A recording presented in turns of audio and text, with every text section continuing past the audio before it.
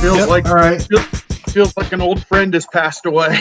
Is what it feels like here. I mean, I had to get out my media guide from back when they used to publish them. I mean, they're all online now, obviously, but I have one from 2003 after they won the national championship the year before, and I just popped it out and I looked at the years, and they've played football every year since 1890, and in 2020 they are not going to play football, which is just unbelievable to me.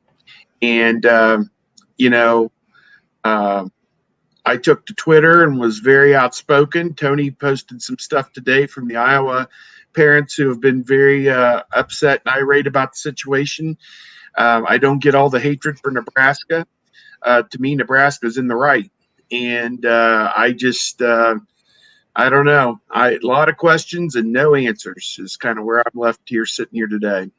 And this is why I have the two of you here to give the Ohio State perspective in particular, and certainly touch on some points and I'm sure some angles that I have failed to do so. But believe me, for the last 4 or 5 days, I've been sitting here for hours. So people have certainly heard my stance. We'll get to that maybe at some point, but it's much more important to hear from you two. So Steve, we'll continue with you in regards to why do you think the determination was made? Of course, health and safety is the reason given publicly, but why was the decision made by the Big Ten? And what is your stance on the decision?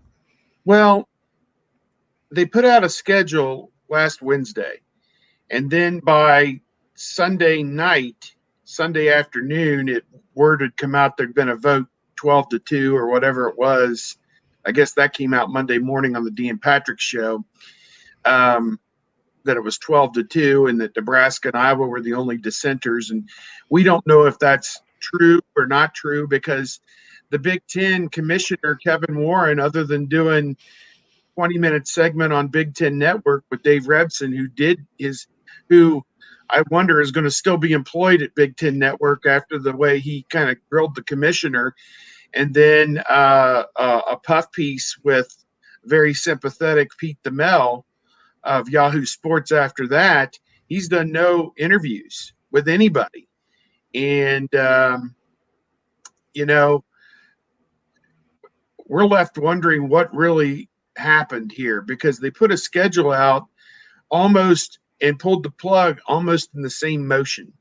And it was just, I can't even, there's a lot of things I want to say. I have to be careful with what I do say, but part of me wonders if this is tied back to the athletes' unity, if they didn't want to go down that road and have to address that at this time. They came up with this heart situation, myocarditis, that they said in some athletes has created some long-term health issues for those athletes, maybe driven some people out of athletics altogether, as in their athletic careers are over because they contracted that. And the risk of that, that just seemed like it came out of nowhere. And Ohio State was so bothered by it that a day after the cancellation, they were still out there hustling, trying to figure out a way to play football. So the heart thing was not even a consideration for Ohio State or Nebraska. Not even a thought. Not even a passing thought. Not a threat. Meant nothing to them. They were still out there trying. That'll tell you how they viewed that it was not that big of a risk. I did a radio show in Arkansas, and the host asked me, Steve, if they test these athletes and you have two teams that are clean, have been clean, test clean on Friday, play on Saturday, what is the risk? And I had no answer for the guy. I had no answer other than the team traveling to the game. Somebody could contract it, although they're going to be on a charter, which would be sanitized in a hotel that's probably set up by the home team and completely sanitized through a protocol. I don't see that there's any risk at all. I mean, if there is, it's infinitesimal. So I honestly don't know. And then we're left in the aftermath, this obtuse way of thinking that the Big Ten is now standing in the way of its member schools who want to play. is just beyond me. There's no harm done to the Big Ten by allowing 4 or 5 of these schools to go off on their own and play each other and find 4 or 5 other games to finish out a schedule. There's no harm in that. I don't even understand why that is a problem. If Nebraska, Ohio State, Iowa, Michigan, Penn State, those 5 in particular, want to go and play this season, I don't know why that's even an issue. I mean, they could have played a double round robin, and there's 8 games right there, fill in another couple somewhere else, and you got a season. And this is viewed as a bad thing. Maryland had 8 guys opt out. They were supposed to play 6 ranked teams in their 10-game schedule. Hell no, they don't want to play. Rutgers, I mean, it's a hot spot. Heavens no, they don't want to play. So they don't have to play. But let the ones who do want to play. And there's been no explanation from the Big Ten why they can't. Gene Smith was left to say, well, we were told we're not allowed. By who? By whose authority? And where's it written that you can't play? I know that they have a conference agreement and they've granted their television rights to the Big Ten. I get all that.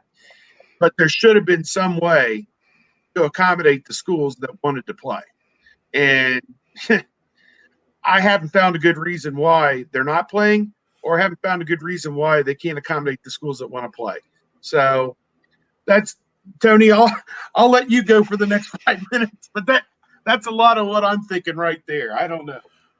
Well, when Nebraska wants to go and play, and Kevin Warren is like, "Well, you can, but not as a member of the Big Ten." If Ohio State wants to go play, is Kevin Warren is the Big Ten going to kick Ohio State out of the Big Ten? Are they going to be like, now since you went and you played whomever, now you can't be in the Big Ten any longer? I don't know. That's not going to happen. What do you just slap their wrist, hold some money from them? Fine, whatever. But to throw these threats around, it's just more people are not happy with Kevin Warren right now, and to have the Big Ten threatening people or putting their foot down when. And I think I tweeted this after the decision. It's like what we're supposed to assume from these doctors is when one player without COVID-19 tackles another player without COVID-19, boom, they now have COVID-19. That's what we're supposed to assume. When, if like as Steve said, if everybody's clean, how do you get it? And when it comes down to several of the Big Ten programs saying we feel good about what we are doing. We feel good about what we are doing to keep players safe. And in a practice, we believe we can tackle, we can practice. Because, again, tackling does not create COVID-19. I think we need to clarify that. You don't get COVID-19 from contacting somebody without COVID-19. I don't know if the Big Ten knows that. They've got a lot of doctors, but they might be missing that one part. So you get these teams that want to play. Now, Ryan Day and Justin Fields and other people at Ohio State have said, yeah, we want to play, but we are concerned what other teams are doing, what other programs are doing. And when you look at the crazy stuff that's going on in the ACC, I understand why Ryan Day and Justin Fields aren't so sure that everybody else is doing what they're doing. So there is some concern there. And this is where I'm going to say it. The Big Ten needs to step in and actually do something and lead. And in my own podcast, I equated it to when the UN goes into Iran to look at the nuclear facilities to make sure they're creating fuel and not weapons. The Big Ten needs to go to each campus and make sure they're doing what they're supposed to be doing to protect their players. And you know what they did? They sat in Chicago and were like, the lawyers get involved, and it's like, well, then it just becomes complete liability. There's no point in going and visiting the campuses because they never had any intention of playing. They had to throw a schedule out there because that's part of the process. I think Kevin Warren even said that when Dave Revson, bless his soul, was trying to get answers out of Kevin Warren and even had to ask him twice on more than one occasion. Well, that's great, Kevin. But my question remains, what do you. And so I don't really – it doesn't feel like they had any intention of playing, and they were just assuming that the NCAA would step in and shut it all down so they didn't have to. And then it got to the point where now it looks like we're going to have to. But they didn't have to just yet, and that was Gene Smith's claim. That was what Ryan Day was saying. That's what Christina Johnson, Ohio State president, that's what they wanted. Like, why shut it down now when you've been waiting and doing nothing for so long? Now you want to get involved. Now you want to act. And Steve alluded to the letter from the Iowa parents, and they're not alone. Gosh, you remember like 10 days ago, I don't know, maybe it was 5 days ago, maybe it was a week ago, when Ohio State players came out and had a letter saying, we feel safe. And they were bashed and vilified for saying, hey, we feel pretty good about what Ohio State is doing. And now you have that seems so long ago, where you have players coming out and say, we feel safe, we think we can do this, and they were seen as the bad guys. Yeah. Rever, as you say, God bless him. One of the questions was, how does your son play at Mississippi State? And the entire Big Ten can't play. And he said, well, we're just trying to do what's best for the Big Ten. That is a family issue. Mm-hmm. And he completely ducked the question. He had no answer to that question of the, I don't know if you call it hypocrisy. The hypocrisy, the despair. I don't know what, there's a word for this, disparity. It's completely incongruous. I mean, how his own son is allowed to play or able to play, and he pulls the plug on an entire league. I mean, I am just completely dumbfounded. That's one of the many things that I've left just scratching my head and wondering, how is this even possible in the year 2020? How is this even possible? But of course, this year has proven to show us that anything and everything can happen. So stuff that you just wouldn't believe in a million years have happened this year, and I presume going to continue to happen. And it's unfortunate.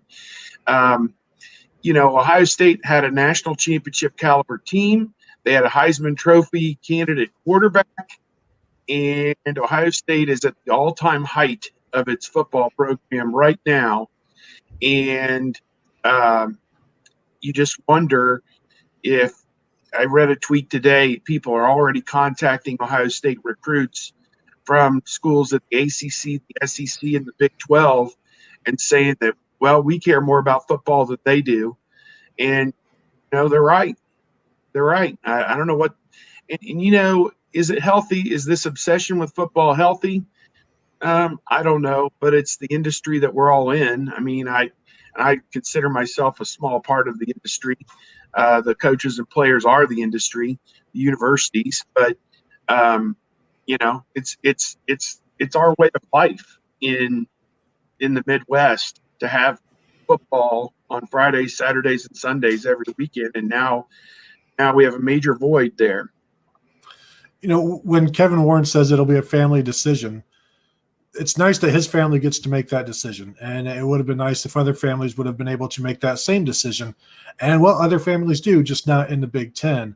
And when we talked to Ryan Day a couple of days ago, I asked him, how do you reconcile that Kevin Warren's own son could be playing college football this year? And knowing that I wasn't going to get an answer, but shooting my shot to get one, Ryan Day said, well, I don't know about that, and we're just focused on ourselves. So, and then you feel bad for the kid, to where now it's almost like, is there going to be an outcry for him not to play just so his dad doesn't look like a hypocrite, and to just take a little bit of stress off of him? And I still think there's a long way to go before there's an actual game played. So, but we could talk about it now because it's happening now, but I'm not going to be shocked or surprised when everybody shuts it down. And his son can opt out with absolutely no penalty, retain the scholarship, retain the eligibility, come back next season. Yep.